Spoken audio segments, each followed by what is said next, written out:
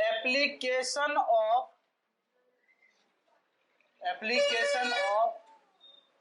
Decimal,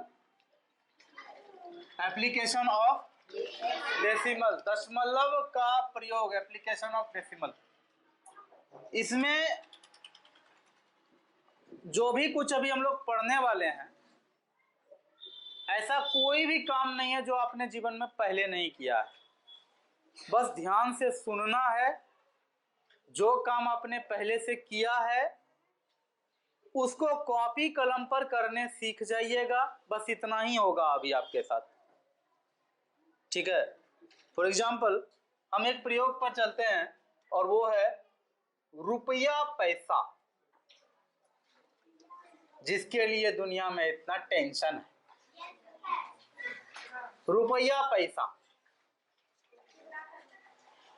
शायद आप सबने किया होगा ये काम, और हम लोगों ने तो बहुत ज्यादा किया था। आप लोग के टाइम में तो आप लोग अपने जीवन में शायद 50 पैसा देखे हैं क्या? सारे बच्चे मॉडर्न हो गए, देखे हो, यूज किए हो 50 पैसा कभी? ठीक है, बैठ जाओ, ठीक है, शांत हो, सुनो। तब हम लोग जब छोटे थे ना, तो हम लोग के पास हुआ करता था तभी इस तरह का एक सिक्का होता था।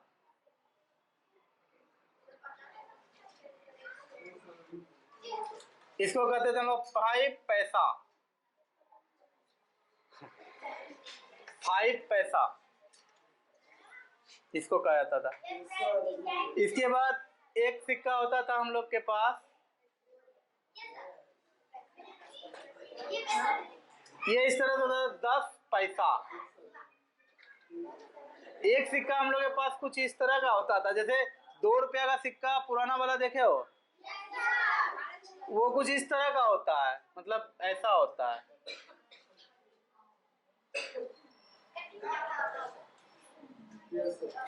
ऐसे करके होता है ना, कुछ उसी तरह का था 20 पैसा का सिक्का। 50 पैसा का सिक्का पूरा गोल था, ठीक है। इसके बाद 1 रुपया का सिक्का हुआ करता था जो कि बहुत बड़ा होता था। अभी के डेट में मतलब ऐसा है कि 5 रुपया का भी सिक्का उतना बड़ा नहीं है जितना बड़ा 1 रुपया का सिक्का हुआ करता था। वो भी 1 रुपया में भी 3 तरह का सिक्का मैंने देखा है। एक सिक्का देखा था जो कि बहुत बड़ा बड़ा था, बहुत भारी भारी था, वो बहुत पुराना था, इतना बड़ा बड़ा और बहुत भारी भारी। बैठ के सुनिए अच्छे से, जब पूछे तो बोलिए, कोई जरूरी बात हो तो हाथ उठाइए, पूछिए। तो इस तरह से चलता था।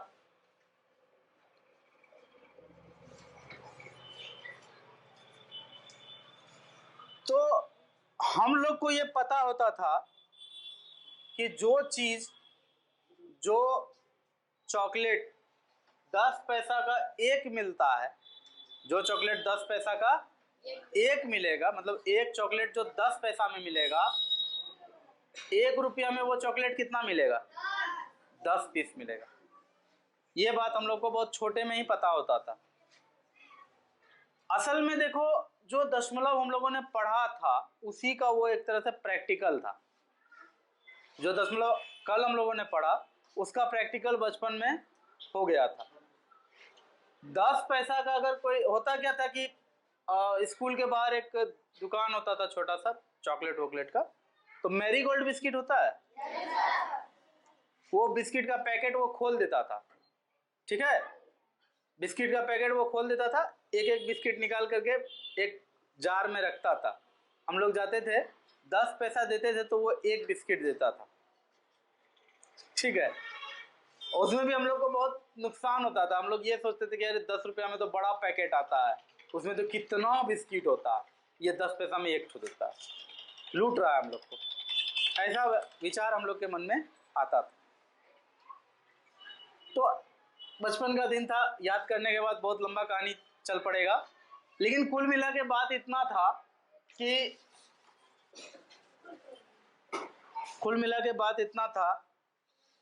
कि 1 रुपया बराबर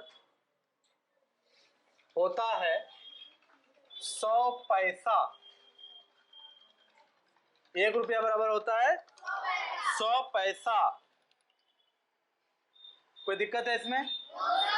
तो इसी के बाद, इस जानकारी के बाद जो अगला जानकारी आपको जानना चाहिए, कोई आपसे पूछेगा बताओ 1 पैसा में, 1 पैसा में कितना रुपया, कितना होगा?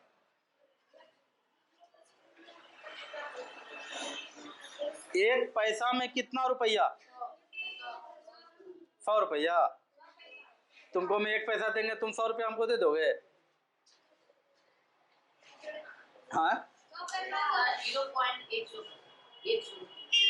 ना,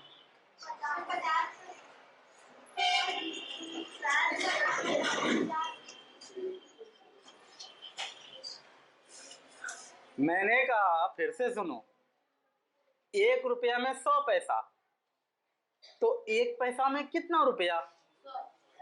100। कुछ भी तो सोचो, दिमाग लगाओ।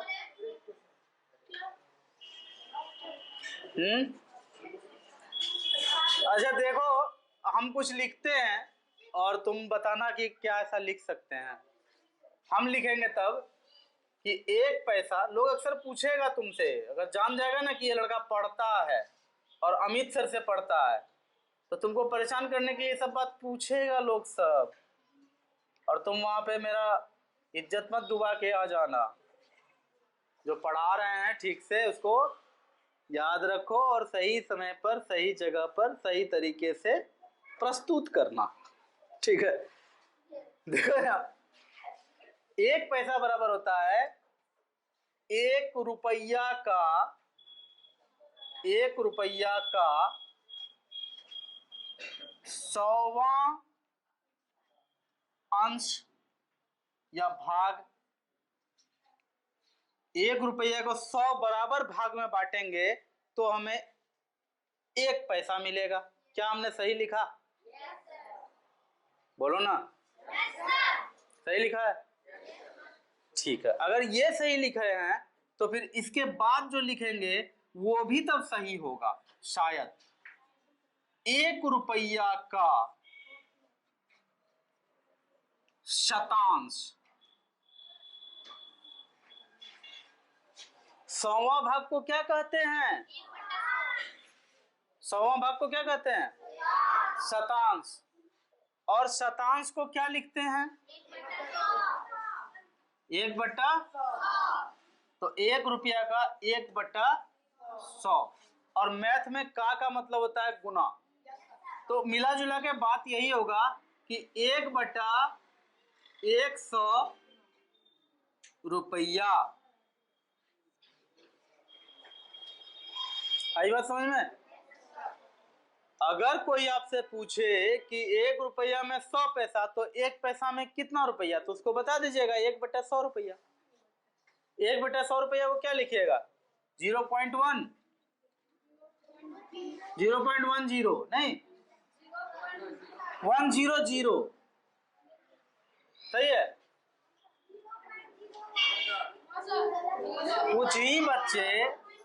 कुछ ही बच्चे हैं जो कॉन्फिडेंट होके बोल रहे हैं नहीं सर 0.01। सारे बच्चों ने नहीं कहा, कुछ बच्चों ने तो हाँ में मुंडी हिलाया कि सर बोल रहे हैं, कैसे उनको बोलेंगे कि गलत बोल रहे हैं सर आप, हाँ में मुंडी हिला दो, सर खुश हो जाएंगे, आगे जो भी काम रहेगा सर से सर नहीं रोकेंगे, है ना? हाँ होगा 0.01 होगा। अब सर कह रहे हैं, सर का बात कैसे काटेंगे? हाँ कर देते हैं। इस तरह का सोच को क्या कहा जाता है? चापलूसी। ठीक है ना? दो ही बात होगा, या तो तुम चापलूस होगे या फिर तुमको सच में नहीं पता होगा कि यहाँ क्या होना है। इसलिए जो सर बोल रहे हैं हाँ हाँ हाँ हाँ हाँ सर, हाँ सर, ठीक है? सर बोल रहे हैं भात खाएगा, हाँ सर, हाँ सर, रोटी खाएगा, हाँ हाँ, कुआं में कूदेगा? हाँ सर, हाँ। ऐसा थोड़े होता है। पिछले क्लास में 3-4 क्लास हो गया है शतांश के ऊपर। इस शतांश का मतलब होता है 1/100 0.01। तो फिर तो कोई शक ही नहीं रहना चाहिए ना। बाकी जैसे लिखे 1/100, यहाँ क्या आ जाएगा? 0.01 रुपया, है ना। आपसे कोई पूछे कि 1 पैसा बराबर कितना रुपया, आप ये 5 गो बात में से कोई भी बात कहेंगे, सब सही है, कोई बात गलत नहीं है। इन 5 बातों में से कोई भी बात, सब आपस में बराबर ही ना है। अरे शतांश को ही 1/100 कहते हैं, 1/100 को ही 0.01 कहते हैं, है ना। शतांश किसको कहते हैं? 1 रुपया का कोई भी चीज का 100वां भाग को। अरे ये बात समझ, दैट मीन्स 5 बातें आपको लिखाई गई हैं कि 1 पैसा कितना रुपया होता है। 5 बात सही है, कुछ भी गलत नहीं है। आई बात समझ में? आप 5 में से जो भी कहेंगे वो सच माना जाएगा। लेकिन हम लोग को अभी कैलकुलेशन करना है, तो हम लोग ये 2 को बहुत अच्छे से याद रखेंगे। ये दोनों सबसे इंपॉर्टेंट है। 1 पैसा बराबर 1/100 रुपया या फिर 0.01 रुपया। ये 2 बातें एकदम, मतलब रात में 1 बजे जाकर के अगर चमाट मार के जगाएं, बोले कि बताओ 1 पैसा बराबर कितना रुपया, तुम बोलोगे सर 0.01 रुपया, सो जाए तो तुम सो जाना फिर, ठीक है। तो कहने का मतलब कि हमेशा याद रहना चाहिए, रात होगी दिन हो उससे कोई फर्क नहीं पड़ेगा। रात दिन का बहाना नहीं चलेगा, हमेशा याद रहना चाहिए। अब देखो, रुपया वाला बात तो हो गया। इसके आधार पे अगर हम तुमसे पूछें, सुनो यहाँ, हेलो, देखो यहाँ, अगर आपसे पूछा जाए कि इतना तो क्लियर है ना, ये लिख लिया सब कुछ? नहीं लिखे? आधा लिखे हो? ठीक है, यहां से तो कम से कम लिख ही लो।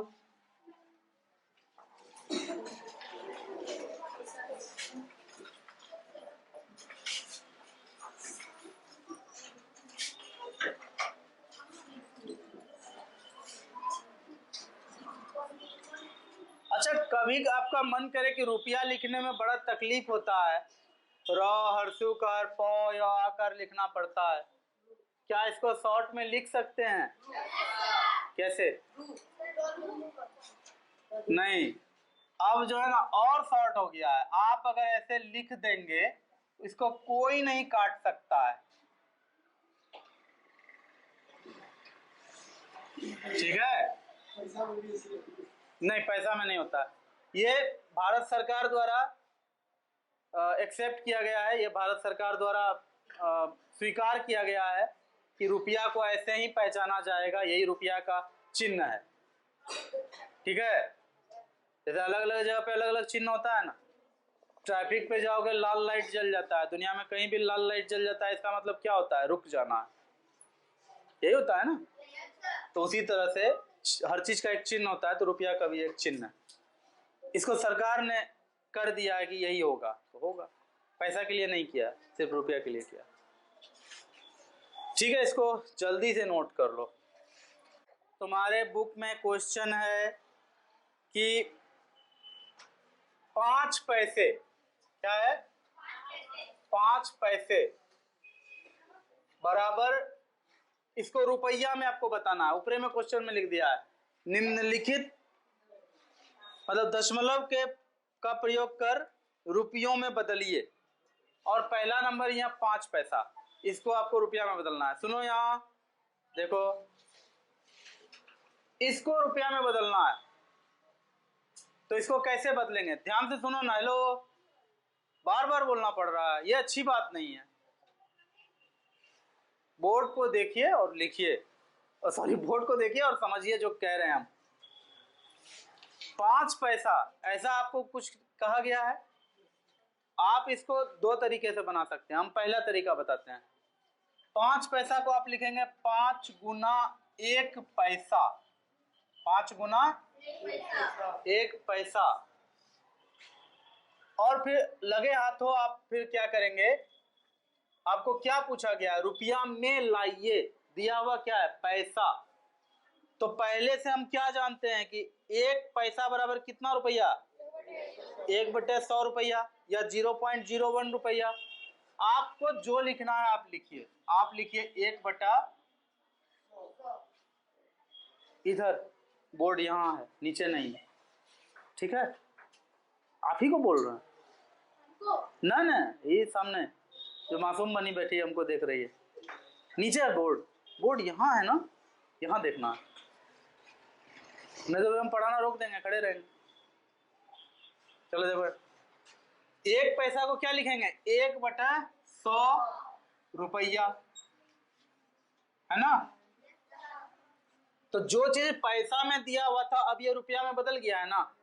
अब करना क्या है, इतना दूर का खाली गुना भागा करना है, कर लेंगे। ये हो जाएगा 5/100, 5 गुना 1 क्या होगा, 5/100 रुपया। अगले ही स्टेप में क्या होगा, 5/100 रुपया मतलब भागा, तो भागा देने पाएगा 0.05 रुपया। ऐसे देखो 5/100 को कल जो है कि वो बॉक्स बना करके शतांश बनाए थे, एक बड़ा सा बॉक्स बना करके उसको 100 भाग में बांटे थे और शतांश बना था। तो वो जब हो चुका है तो क्लियर होगा आप खुद भी कि 5 शतांश सीधे 0.05 लिखेंगे। नहीं, कल का क्लास बहुत इंपॉर्टेंट था, कल का क्लास छूट गया, रिकॉर्डिंग भी नहीं हो पाया, तो यूट्यूब पे भी नहीं है, तो बहुत दिक्कत है। हाँ हाँ ठीक है, जिसके वजह से हो, तो ठीक है। ये इस तरह से आंसर आपका आ जाएगा। हमने कहा था कि इसको दूसरे तरीके से भी बना सकते हो, दूसरा क्या तीसरा तरीका से भी बना सकते हो। देखो इसको कैसे बनाएंगे, इसको ऐसे बनाएंगे, 1 पैसा बराबर, चूंकि 1 पैसा बराबर 1/100 रुपया, इसलिए 5 पैसा बराबर 5 गुना 100 रुपया। देखो यहाँ लॉजिक इस तरह का लगा है कि 1 पैसा देने पे अगर 1 चॉकलेट मिलता है तो 5 पैसा देने पर 5 चॉकलेट मिलेगा। 1 पैसा देने पर अगर 2 चॉकलेट मिलता है तो 5 पैसा देने पर 10 चॉकलेट मिलेगा। यानी कि 1 पैसा में जितना चॉकलेट मिलता था, 5 पैसा का जब गिनने का बारी आया तो हम क्या किए, 5 पैसा बराबर 5 गुना 1 रुपया में जितना मिलता है, यही नहीं किए, 1 पैसा में जितना मिलता है। 1 पैसा में अगर 1 चॉकलेट मिलता है तो 5 गुना 1 किए थे। अभी तुरंत आपसे पूछेगा 1 पैसा में 2 चॉकलेट मिलता है तो 5 पैसा में कितना चॉकलेट, तो आपने क्या किया, 5 गुना 1 पैसा में कितना मिलता है, 2 से गुना किया। तो वही बात है, पहले ही क्लियर है कि 1 पैसा में 1/100 रुपया है, तो 5 पैसा में 5 गुना 1/100 रुपया हो जाएगा। कोई दिक्कत नहीं ना है यहाँ पर। अगले स्टेप में तब क्या करेंगे, 5/100 कर लेंगे। हाँ 5/100 रुपया हो जाएगा, इसको 0.05 लिख देंगे, बगल में रुपया लिख देंगे, हो गया आंसर। इससे भी अच्छा तब होता बनाना जब हम लोग यहाँ पर 5 पैसा बराबर 5 गुना 1 पैसा लिखे, 5 गुना 1/100 रुपया लिखे है ना। ये भी सही है, ऐसे भी बनेगा, जिसको ये समझ में आ गया और ऐसे ही बना सकता है वो ऐसे ही बनाए, कोई जरूरी नहीं अपना तरीका बदलने का।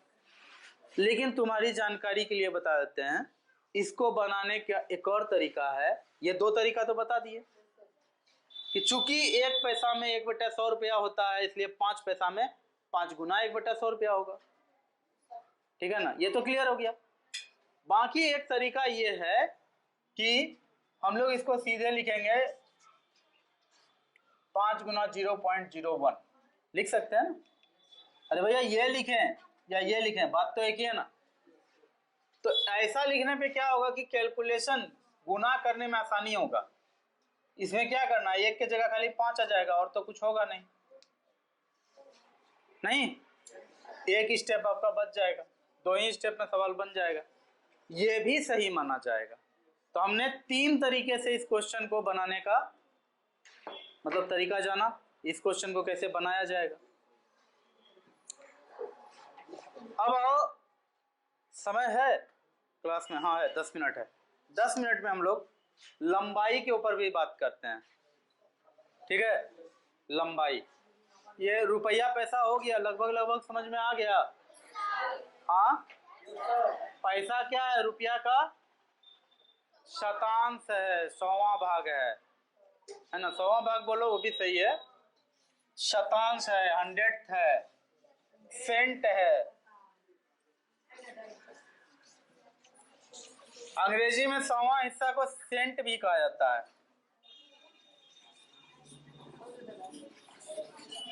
शत भी कहा जाता है।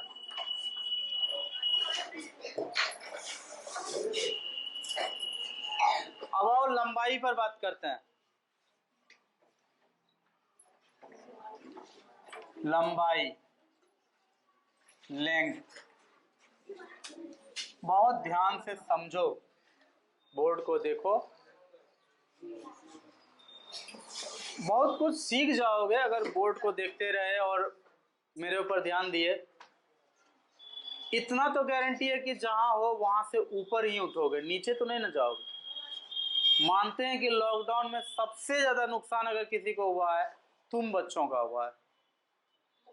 बड़े लोगों का भी पढ़ाई उतना इफेक्ट नहीं हुआ, कम से कम जिसको पढ़ने आ गया था ना, वो अपने से किताब भी पढ़ के अपना पढ़ाई को किसी तरह मैनेज रखा है।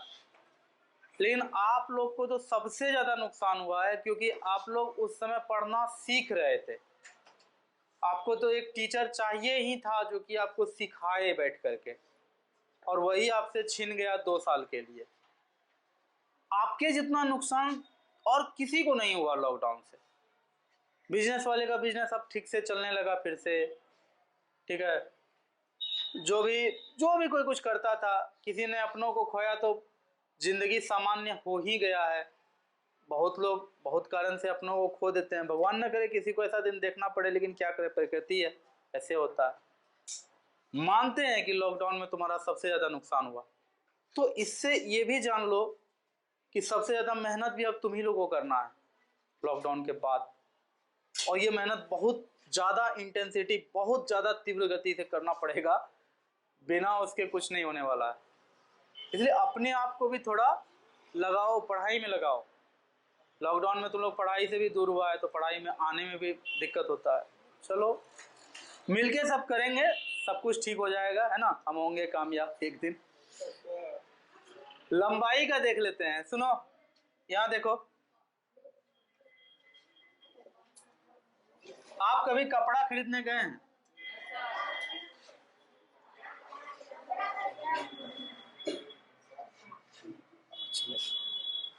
कभी भी कपड़ा खरीदने गए हो? गए हो?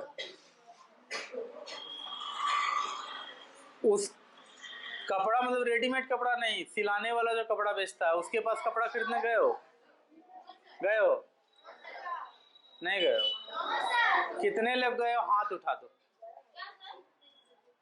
कपड़ा सिलने के लिए, शर्ट का कपड़ा या पैंट का कपड़ा खरीदता है लोग जाकर के, वो खरीदने कितने लोग गए हो? बहुत कम लोग गए हो, मुश्किल से 10-12 लोग गए होंगे। चलो ठीक है। आज तुम लोग टोटल कितना स्टूडेंट आए हो? 50? 51? ठीक है, अभी नहीं गिनना है। 50-51 में से मात्र 10-12 लोग गए हो कपड़ा खरीदने के लिए, ठीक है? अब सुनो ध्यान से कि ये जो कपड़ा खरीदने आप जाते हो, कपड़ा दुकानदार के पास एक लोहे का बहुत लंबा स्टिक होता है ना?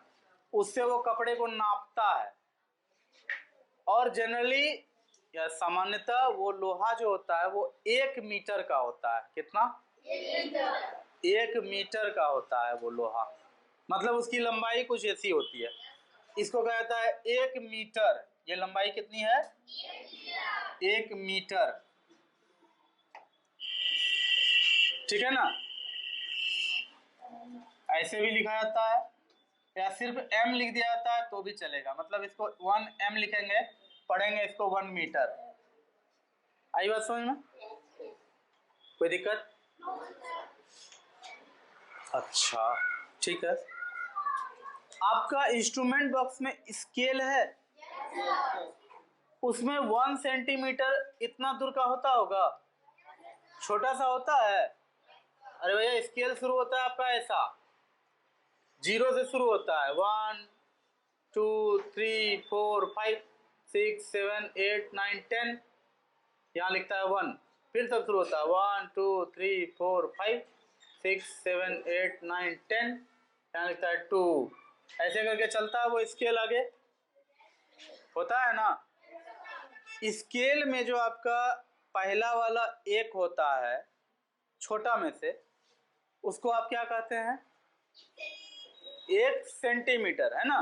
वहाँ लिखा भी रहता है 1 cm, ऐसे करके ऊपर में कहीं लिखा रहता है cm, और समझते हैं कि ये दूरी जो है वो ये क्या है, 1 सेंटीमीटर है। 0 से लेकर के 1 तक का दूरी को क्या बोलते हैं? 1 सेंटीमीटर।